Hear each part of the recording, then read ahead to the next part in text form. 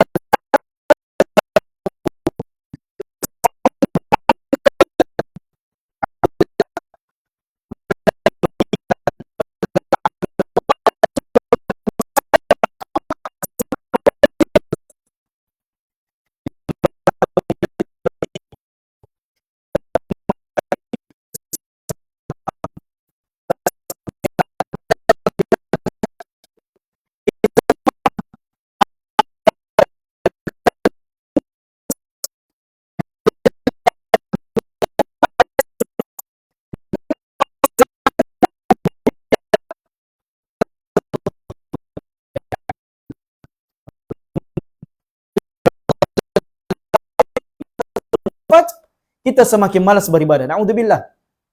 Jangan sampai sebelum kita wafat, kita semakin malas melaksanakan salat.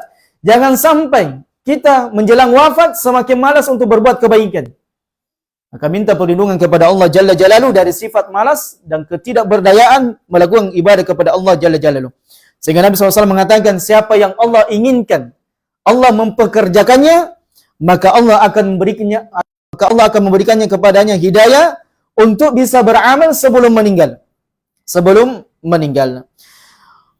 Teman-teman dirahmati Allah, kita melanjutkan pelajaran kita, kajian kita pada kesempatan yang berbahagia ini dalam ilmu fiqih atau pembahasan berkaitan dengan ilmu tata cara peribadatan kepada Allah Jalla Jalaluhu. Dan ini sangat penting.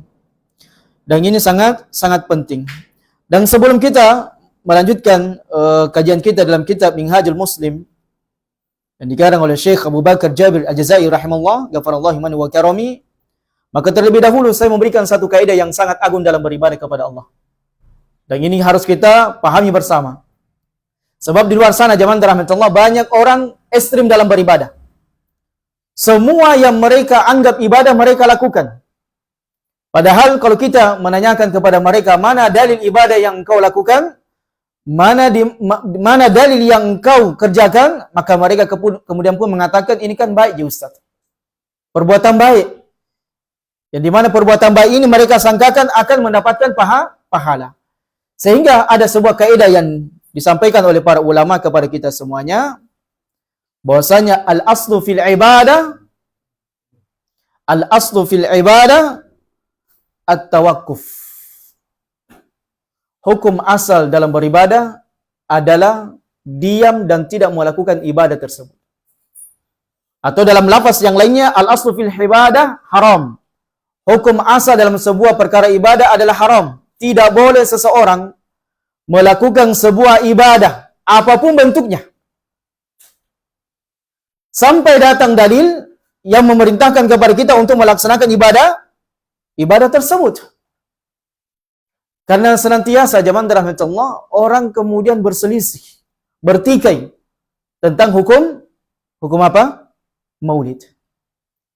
Hukum maulid zaman rahmatullah telah jelas kepada kita semuanya bahwasanya memperingati maulid maka tidak ada sumber pendalilannya dari Nabi kita alaihi salatu wassalam. Sehingga janganlah seseorang itu kemudian berpayah-payahan mengeluarkan hartanya, kemudian bersemangat merayakan hari kelahiran Nabi SAW, namun bersamaan dengan itu mereka banyak membenci sunnah Nabi SAW. Dan kalau ditanya kenapa engkau memperingati maulid, maka jawaban mereka selalu ini kan bukti cintanya kita kepada Nabi SAW.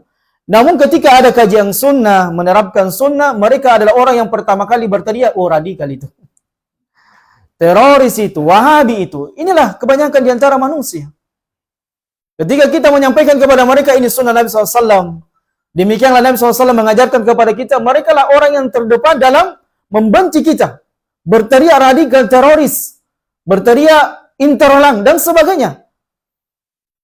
Dan demikianlah zaman rahmatullah kebanyakan manusia ketika mereka beribadah, mereka tidak dibangun di atas pendalilan yang sharih dari Quran dan sunnah Nabi SAW. Oleh karenanya, kaidah ini dibangun di atas fondasi Quran dan sunnah Nabi sallallahu alaihi wasallam. Nabi sallallahu alaihi wasallam bersabda, "Man ahdatsa fi amrina hadza ma laysa minhu fa huwa raddun."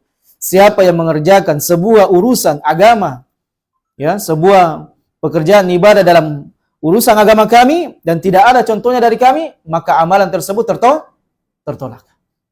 Bahkan dalam sebuah hadis yang lainnya, Nabi SAW mengatakan, "Man amila amalan laysa alaihi amruna fa huwa raddun." Siapa yang mengerjakan sebuah amalan yang mereka sangkakan baik, maka sekali-kali tidak akan pernah diterima selama amalan tersebut tidak ada dalilnya dari Quran dan sunnah Nabi alaihi salatu wassalam. Dan ini sepakat semua di antara Imam Abu Hanifah, Imam Malik, Imam Syafi'i dan Imam Ahmad bahwasanya al-aslu fil ibadah at-tawaqquf. Hukum asal dalam beribadah adalah berdiam diri. Jadi sebelum kita melakukan sesuatu apapun itu, maukah zikir, maukah ibadah-ibadah yang lainnya dan sebagainya, maka seseorang tidak boleh melakukan ibadah tersebut sampai dia bisa mendatangkan dalil. Jadi kalau ada saudara melakukan sebuah amalan, tanyakan mana dalilnya. Bukan kita yang minta dalil, bukan, terbalik. Terkadang kalau kita melarang mereka untuk melakukan sebuah ibadah, mereka tanya mana dalilnya.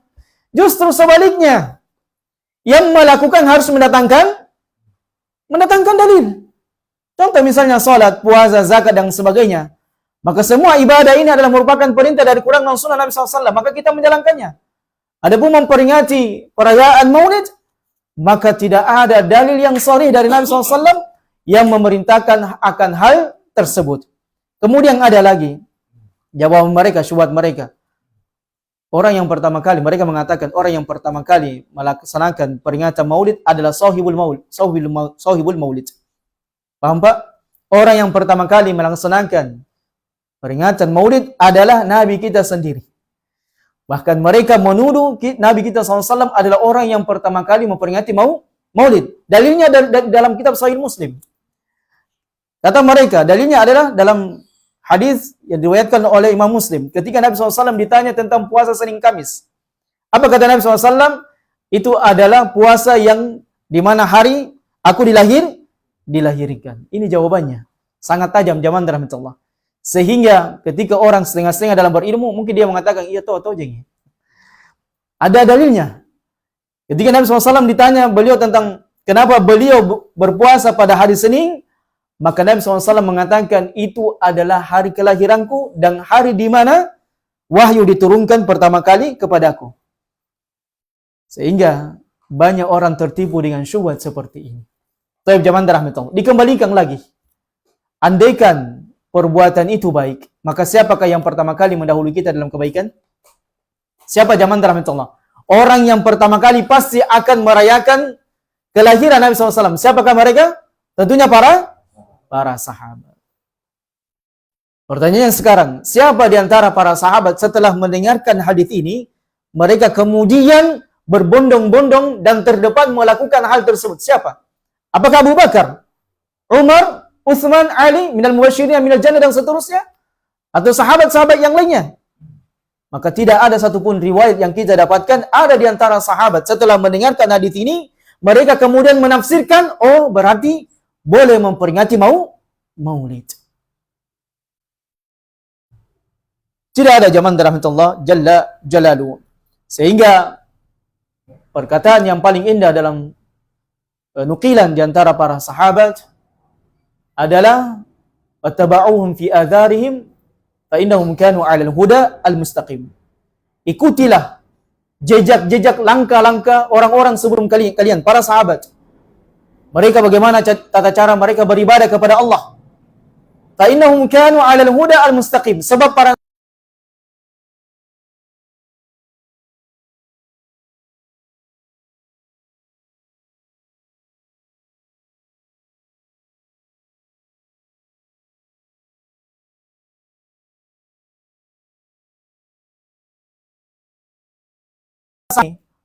apa petunjuk Nabi SAW katakan?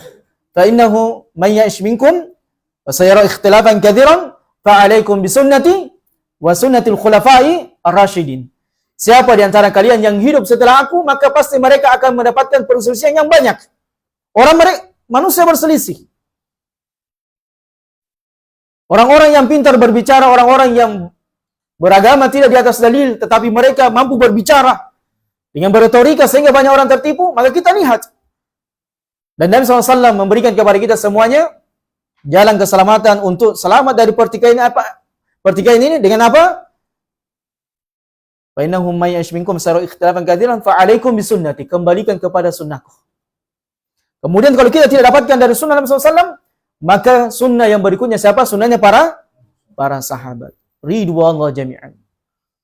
Dan ketika kita meneliti dari kitab-kitab para ulama, nukilan-nukilan para ulama dan azhar-azhar yang disampaikan, yang sampai kepada kita, maka tidak ada satupun di antara para sahabat setelah mendengarkan dalil ini, mereka kemudian menafsirkan, oh ternyata hadis ini boleh untuk ihtifal bi maulidin Nabi SAW, sebagaimana ada orang yang kemudian menafsirkan hadis ini bolehnya dan mereka menunjuk Nabi SAW adalah orang yang pertama kali melakukan yang namanya ihtifal bi maulidin Nabi sallallahu alaihi wasallam. Maka ini kaidah yang sangat besar jamaah rahmatullah dalam Islam. Al aslu fil ibadah at-tawaqquf. Hukum asal dalam beribadah adalah diam, tidak melakukan ibadah itu sampai ada dalil yang memerintahkan kita untuk melakukan ibadah tersebut. Tapi jamaah rahmatullah, kita lanjutkan dalam kitab Minhajul Muslim berkaitan dengan ilmu fiqih.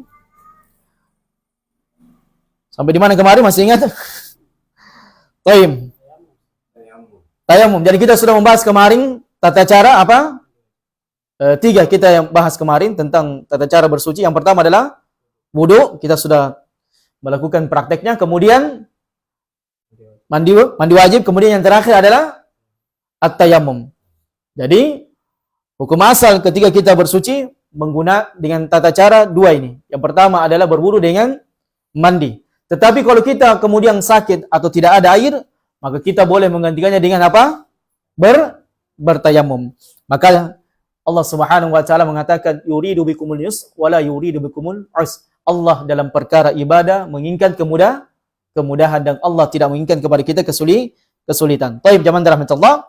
Sedikit kita akan bahas tentang fi adabi qada'il hajah. Adab ketika membuang hajat. Masya Allah jamaah rahmatullah. Agama ini sampai dalam perkara tata cara masuk WC, tata cara buang hajat, itu diajarkan kepada kita. Jadi orang yang kemudian berkuar-kuar cinta Nabi SAW dengan hanya menginginkan pernyataan maulid Nabi SAW, mana yang disebut dengan menerapkan sunnah Nabi SAW sehari semalam. Luar biasa jamaah rahmatullah.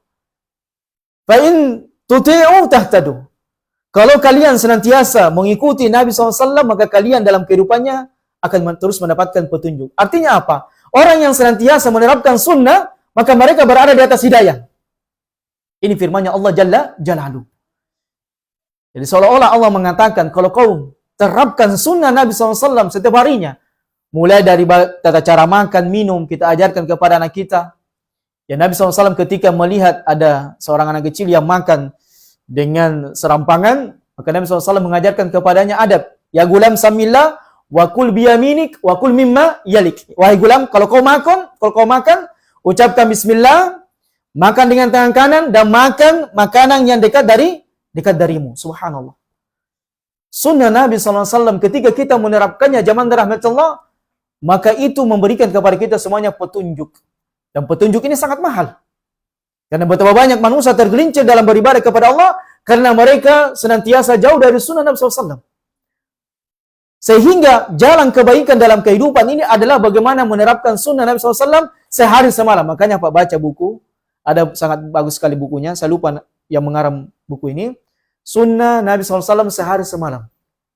Bagaimana kita menerapkan sunnah Nabi SAW? Mulai dari tidur, kemudian bangun tidur, aktivitas apa yang kita lakukan ketika di pagi hari, siang hari, sore hari, dan malam hari. Karena semua yang diajarkan oleh Nabi SAW adalah petunjuk dari Allah Jalla Jalaluhu. Sehingga dikatakan oleh para ulama, ini apa? Dijilat. Ini sebaik-baik tata cara makan yang ada di dunia. Karena Nabi kita SAW mempraktekkannya. Dan Nabi SAW ketika mengajarkan kepada kita tata cara makan seperti itu, وَمَا يَنْتِكُ عَنِ الْهَوَىٰ إِنْ هُوَ إِلَّا وَحْيٌ yuha. Apa yang diajarkan, disampaikan Nabi SAW, itu bukan berasal dari diri beliau, tetapi itu adalah wahyu yang Allah wahyukan kepadanya. Baik, bagaimana lagi tata cara Nabi SAW makan?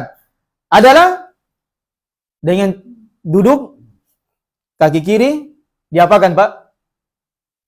Diapakan kaki kiri? Diduduki, kemudian kaki kanan, berdiri. Kalau ada yang mengatakan tidak sopan, katakan kepadanya, apa yang diajarkan oleh Nabi SAW adalah tata cara makan yang terbaik di dunia. Dan terbukti zaman rahmatullah, tata cara makan yang sehat, menyehatkan bagi manusia, adalah duduk dengan seperti yang diajarkan oleh Nabi SAW, bukan dengan kursi seperti ini. Tahu Pak ya, tata cara makan Nabi SAW? Bagaimana caranya Pak ya? Tahu ya? Iya. Kaki kiri itu ditelengkutkan masuk ke dalam, kemudian diduduki, kemudian kaki kanan ditegakkan. Kemudian Nabi SAW berikan contoh yang terbaik. Dan ingat zaman rahmatullah, apa yang dicontohkan Nabi SAW kata para sahabat dan para ulama, itu adalah tata cara yang paling terbaik di dunia dan tidak ada yang mengugulinya. Luar biasa zaman rahmatullah. Dan sunnah ini mungkin kita tidak praktekkan lagi sampai sekarang ini. Ada meja makan Ustaz. Nah, itu meja makan. Kemudian tata cara tidur Nabi SAW. Bagaimana tidurnya Nabi SAW? Mendahului apa? Berbaring dengan bahu kanan. Kemudian sebelum itu Nabi SAW melakukan apa? Berwudu. Kemudian membaca doa. Kemudian beliau membaringkan bahu kanannya terlebih dahulu. Kata para ulama, itu adalah tidur terbaik yang ada di dunia. Sehingga semua apa yang diajarkan oleh Nabi SAW, kalau kita terapkan, maka kita akan menjadi orang yang terbaik di dunia. Sama dengan berjalannya, hatta berjalannya para sahabat Nabi SAW, para sahabat melihat Nabi SAW bagaimana beliau berjalan. Dan saya pernah praktekkan zaman dalam Allah, ternyata tata cara yang diajarkan oleh Nabi SAW ketika berjalan, ternyata orang sehat. Bagaimana Nabi SAW berjalan, ikhwan? Beliau SAW disebutkan, kalau beliau berjalan, itu seperti menuruni sebuah tempat yang miring. Sehingga beliau, langkahnya itu, apa namanya? Tumiknya yang di luar mengenai bumi, kemudian beliau mempergegas langkahnya. Dan ini adalah tata cara yang sangat sehat untuk berjalan, ikhwatul iman. Coba antum perhatikan. Jadi hatta berjalannya para sahabat, lihat Nabi SAW bagaimana beliau berjalan. Itulah para sahabat. Mereka sangat antusias bagaimana meneladani Nabi SAW ketika beliau duduk, ketika beliau berbicara, ketika beliau berjalan. Itulah para sahabat berusaha mencocokkan diri mereka dengan apa yang dilakukan oleh Nabi SAW. Ini adalah sebagai bentuk wujud cinta kepada Nabi SAW. Tidak seperti pengakuan orang, saya cinta Nabi SAW, saya sayang dengan Nabi SAW, tetapi mereka sangat jauh dari sunnah Nabi SAW. Maka orang yang paling mencintai Nabi SAW adalah orang yang senantiasa berjalan di atas sunnah Nabi alaihissalam. Baik, kita singkat saja jamaah rahmatullah. Apa yang pertama kali kita lakukan ketika kita buang hajat? Baik. Yang pertama kata Syekh Abu Bakar Jabir Al-Jazairi rahimahullah, ayat luba makanan khaliyan minan nas ba'idan an anzarihim. Hendaknya ketika seseorang ingin buang hajat, air kecil maupun air besar, maka mencari tempat yang tidak dilihat oleh manusia. Nah, ini juga menjadi peringatan buat kita. Ya, kita ini berkeluarga, ada anak, ada misalnya anak kita sudah balik, maka kita sudah harus menjaga aurat. Ya, walaupun anak kita harus menjaga aurat kalau mereka sudah umur balik. Kata Nabi SAW, muru auladakum bis-shalah wa hum abna'us sab'. Perintahkan anak kalian untuk melaksanakan salat ketika mereka umur 7 tahun. Wadribu 'alaiha wa hum abna'ul 'ashar. Dan pukullah anak kalian ketika mereka berumur 10 tahun mereka meninggalkan salat. Tapi pukul di sini Pak bukan pukul belur. Yang sampai salah arti lagi. Nah, karena Nabi SAW baji pun umur 10 tahun, kiremu yang natta di penjara kintu kena ki pasal. Pasal pelindungan anak. Enggak boleh. Makanya Pak ini ketika kita membaca sebuah hadis, inilah pentingnya kita melihat bagaimana para ulama menafsirkan hadis itu. Bagaimana penerapannya. Jangan sampai kita tempelin anak, kita pukul dia dengan pukulan yang sangat menyakitkan, tidak. Jadi pukulan di sini adalah pukulan yang tidak memudaratkan baginya. Nah, itulah artinya pukulan cinta, karena memang seperti itu zaman rahmatullah. Seorang ayah, seorang ibu memiliki tanggung jawab yang sangat besar nanti pada hari kiamat. Anaknya bagaimana tata cara sholatnya, istrinya bagaimana tata cara sholatnya, itu penting Pak.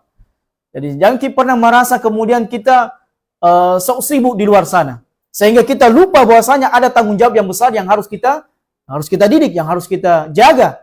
Makanya Allah katakan ku anfusakum wa ahlikum nar. Jaga dirimu dan keluargamu, istrimu, anakmu, itu tanggung jawab kita, Pak. Dan bagaimana kita membesarkan mereka, mendidik mereka. Oleh karenanya Nabi SAW memberikan kabar gembira bagi orang tua yang punya anak wanita 2. Kenapa zaman rahmatullah diistimewakan anak perempuan dengan anak laki-laki? Karena memang mendidik dan membesarkan anak laki-laki dan perempuan itu beda. Karena umumnya kebanyakannya laki-laki lebih condong kepada anak siapa? Anak laki-laki. Sebagaimana tradisinya orang-orang jahiliyah dahulu. Ketika mereka dikabarkan istrinya sudah melahirkan anak perempuan, mereka kemudian wajahnya merah malu. Seolah-olah berita kabar gembira ini adalah musibah baginya. Itu yang pertama. Jadi kecondongan seorang orang tua, kedua orang tua, ketika mereka menginginkan anak laki-laki. Kemudian yang kedua, zaman rahmatullah. Kenapa perempuan sangat istimewa dididik dibandingkan dengan laki-laki? Karena mereka penjagaannya super ketat. Super ketat Pak ya? Apalagi kalau sudah masuk usia balik. Tidak boleh keluar kecuali dengan sempurna menutup auratnya. Makanya Nabi SAW berikan janji yang sangat luar biasa. Mang'ala jariyataini hatta tabulugha kana ma'i fil jannah. Siapa yang bisa mendidik anak perempuannya, membesarkannya, kemudian menikahkannya sampai dia dewasa, kana ma'i fil jannah, maka dia akan bersama saya dalam surga. Karena beratnya mendidik anak perempuan, Pak. Berat sekali memang. Karena dia adalah kehormatan bagi seorang ayah. Karena rusak anak wanita, apalagi di zaman kita sekarang ini, mudahnya banyak wanita rusak, Pak. Luar biasa. Karena perempuan kalau sudah rusak, Pak, tidak bisa dikembalikan lagi. Dia akan merusak kehormatan orang tuanya kalau dia rusak.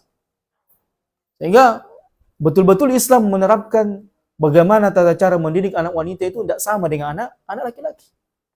Karena sedikit saja dia menyimpang, anak wanita itu sedikit saja dia menyeleweng, maka dia akan merusak kehormatan rumah tangga seorang ayah dan ibunya. Taib zaman rahmatullah.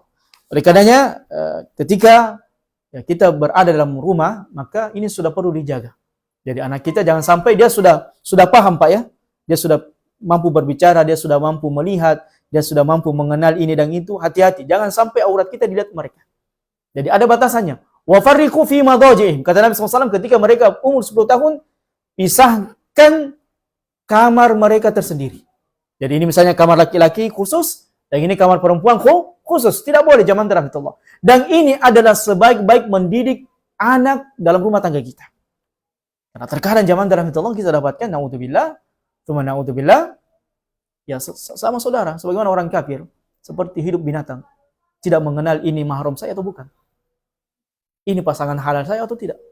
Yang penting hawa nafsunya bisa terlampiaskan, mereka lampiaskan kepada bapak mereka, na'udzubillah, kepada saudara mereka, na'udzubillah. Karena mereka apa? Tidak memiliki apa? Agama yang menuntun mereka. Tapi lihat, Masya Allah, zaman terakhir, agama kita sangat super ketat. Bagaimana melindungi kehormatan dan bagaimana melindungi kemuliaan anak-anak kita.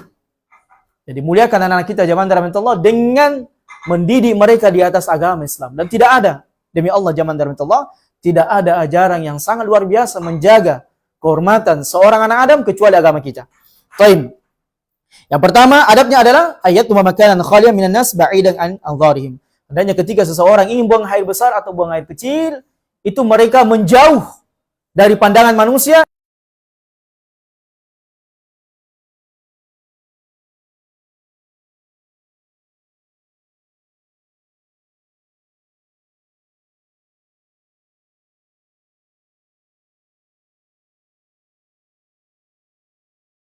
Atau membuat hajat beliau, maka beliau sallallahu alaihi wasallam itu berpisah dengan sahabatnya sampai tidak ada orang yang melihatnya, barulah Nabi SAW buang air kecil. Tetapi sekarang Pak, naudzubillah, ya kebanyakan supir PT-PT, ya saudara-saudara kita, ya pokoknya di mana latihan di situ pacar roh. Naudzubillah ya. Ya, tidak ada rasa malu. Inilah yang dikatakan Nabi SAW di antara kalamun nubuwah yang pertama kali diajarkan kepada para nabi dan rasul. Idza lam tastahi fasna ma syi'ta. Kalau kau tidak punya rasa malu, maka lakukan apa yang engkau lakukan. Maka malu ini zaman rahmatullah di antara sebab terjaganya aurat-aurat kita. Ya, sebagaimana ya, kecemburuan para sahabat, anak-anak wanita mereka, istri-istri mereka, mereka tidak akan pernah keluar dari rumah kecuali hal yang sifatnya daruri. Selebihnya adalah mereka adalah orang-orang yang terjaga dalam rumah mereka. Ingat Aisyah ketika, Masya Allah, ini ilmu sangat luas zaman rahmatullah. Tidak apa-apa ya, kita bahas. Ketika Aisyah keluar dari rumahnya, dan kemudian terjadi peperangan antara beliau radhiyallahu ta'ala anha dengan siapa? Pasukannya Ali. Dan kemudian beliau terjatuh, maka Aisyah radhiyallahu ta'ala anha kemudian menangis dan memohon maaf kepada Allah Jalla Jalaluhu. Dan setelah itu beliau tidak pernah lagi keluar dari kamarnya kecuali karena urusan darurat. Namun lihat bagaimana sekarang wanita-wanita mudahnya untuk keluar dari rumah mereka. Ya, kita nasihati istri, kalau tidak penting tidak usah keluar. Nah, begitu pula dengan anak-anak wanita kita, kalau tidak penting tidak usah keluar. Kenapa zaman rahmatullah laki-laki itu, sering saya katakan, kenapa laki-laki itu auratnya sangat simpel? Karena mereka adalah makhluk yang harus banyak keluar. Mereka yang mencari nafkah, mereka lah yang seharusnya berbelanja dan sebagainya. Mereka betul-betul menjadikan istri mereka ratu. Nah, itulah seorang muslim Pak, seperti itu dia. Menjadikan istrinya di dalam rumah tangganya ratu. Jadi apapun aktivitas di luar rumah, maka suami yang melakukannya. Karena sebaik-baik tempat bagi seorang wanita adalah di dalam rumahnya Pak. Karena sekarang Masya Allah, na'udzubillah, perselingkuhan, perzinahan, na'udzubillah. Kenapa banyak sekarang perselingkuhan? Karena begitu. Seorang suami tidak mendidik istrinya. Bagaimana? Banyak berdiam diri. Tetapi banyak berdiam diri juga bahaya, karena boleh jadi dia mengekspos dirinya lewat apa Pak? TikTok, media sosial. Na'udzubillah. Ini banyak sekali. Makanya seorang suami harus punya kecemburuan Pak. Suami yang harus geledah HP istrinya, bukan istri yang geledah HP suami. Terbalik Pak ya. Ar-rijalu qawwamuna 'ala nisa. Dalam rumah tangga Pak, laki-laki yang berkuasa. Jadi dia memiliki otoriter untuk apa? Memeriksa HP istrinya, memeriksa HP anaknya, karena dia pemimpin. Bukan istri yang memeriksa HP suami. Nah, ini harus ditanamkan Pak, dipahamkan. Suamilah yang menjaga dan melihat dan memeriksa segala sesuatunya keamanan dalam rumah tangganya. Kalau anak punya HP, periksa apa dalam HP-mu nak. Hati-hati nak. Diingatkan terus, karena dia pemimpin. Wa kullukum mas'ulun 'an ra'iyyati. Dan setiap pemimpin akan dimintai pertanggungjawabannya di hadapan Allah Jalla Jalaluhu. Dan ini amanah, ikhwatal iman. Makanya seorang suami itu jangan sok sibuk di luar. Dan dia lupakan amanah tanggung jawab yang besar dalam rumah tangganya. Makanya Pak, kalau sudah tidak ada lagi urusan di luar, jangan terlalu banyak keluyuran. Pulang di rumah, didik istri kita. Bagaimana kita duduk bercengkrama dengan istri kita. Karena istri Pak butuh juga teman bicara.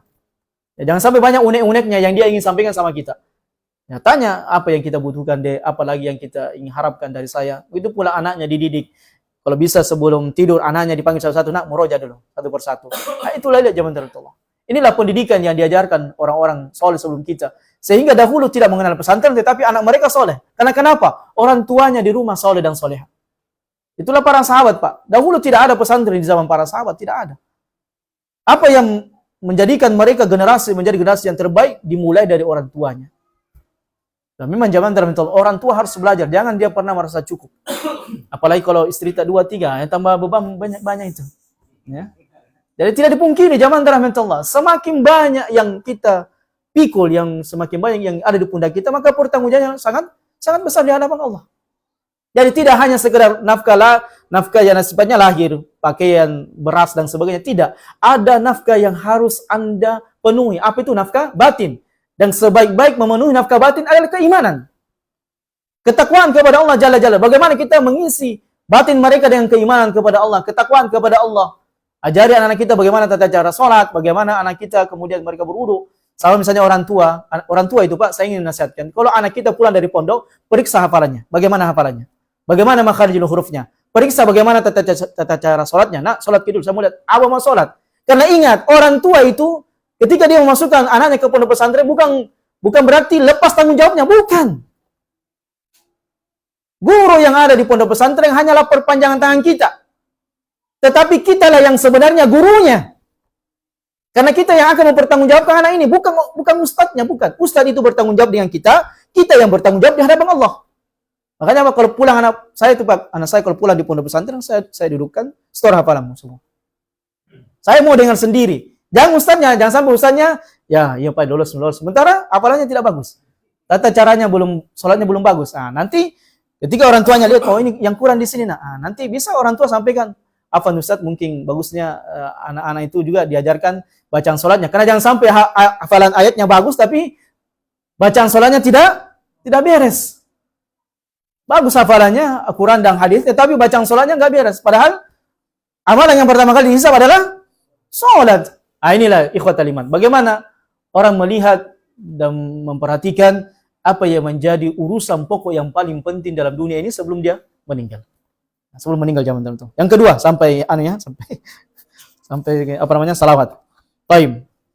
Kemudian yang kedua, adab yang diajarkan oleh Nabi SAW ketika kita masuk WC adalah alla yudkhila ma'ahu ma fihi dzikrullah ta'ala. Tidak memasukkan sesuatu yang berbau dengan lafaz atau zikir kepada Allah Jalla Jalaluhu. Misalnya apa? Masuk ke dalam WC Quran. Atau sesuatu yang berlafazkan nama Allah Subhanahu wa taala. Lima ruya annahu Nabi sallallahu alaihi wasallam labisa khataman naqshuhu Muhammadun Rasulullah. Sebagaimana diriwayatkan Nabi sallallahu alaihi wasallam memiliki cincin, ya di mana cincin itu tertulis apa? Muhammad Rasulullah. Dan itu juga seperti apa? Stempel. Jadi cincin stempel. Baik. Wa kana idza dakhala al-khala wada'ahu. Dan Nabi sallallahu alaihi wasallam apabila masuk ke dalam WC, maka beliau meletakkan atau menyimpang cincin tersebut. Kenapa zaman rahmatullah? Ini menjadi pelajaran bagi kita semuanya. Mengagungkan syiar Allah Subhanahu wa taala, syarat Allah itu adalah merupakan ketakwaan kepada Allah. Ya, karena kadang kita terkadang meremehkan, memandang sebelah mata. Ya, seolah-olah apa yang kita bawa masuk dalam WC itu tidak memiliki keagungan di sisi Allah Subhanahu wa taala. Kemudian yang ketiga, ini sudah tercium bau jagung. Baik, masih fokus tidak? Masih fokus, insyaallah taala. Baik, yang ketiga zaman rahmatullah, ayyuqaddima rijalahu yusra inda dukhuli ila al-khala, yaqulu bismillah Allahumma inni a'udzubika minal khabathi wal khaba'ith. Minal khubuthi wal khaba'ith. Kemudian yang ketiga, ketika kita masuk WC mendahulukan kaki kiri. Masyaallah. Luar biasa ikhwatul iman. Sampai diriwayatkan ada orang, mungkin saya pernah sampaikan juga di sini. Ada orang peruqyah, seorang syekh, orang Arab, dia peruqyah. Suatu ketika dia masuk WC, lupa membaca doa dan dia masuk dengan kaki kanannya.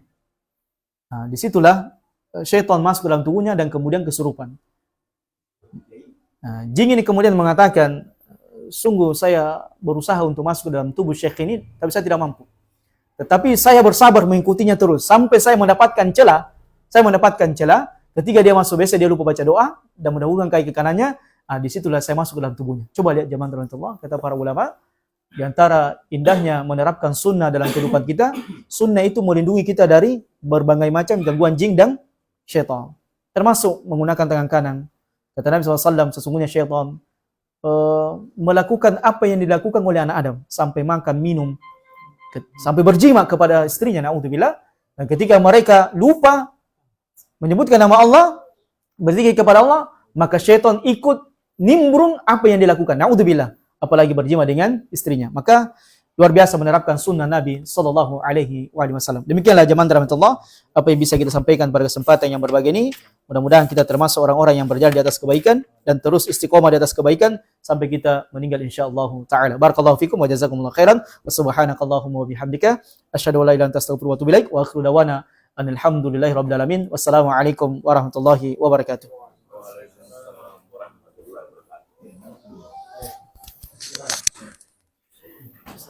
Ya.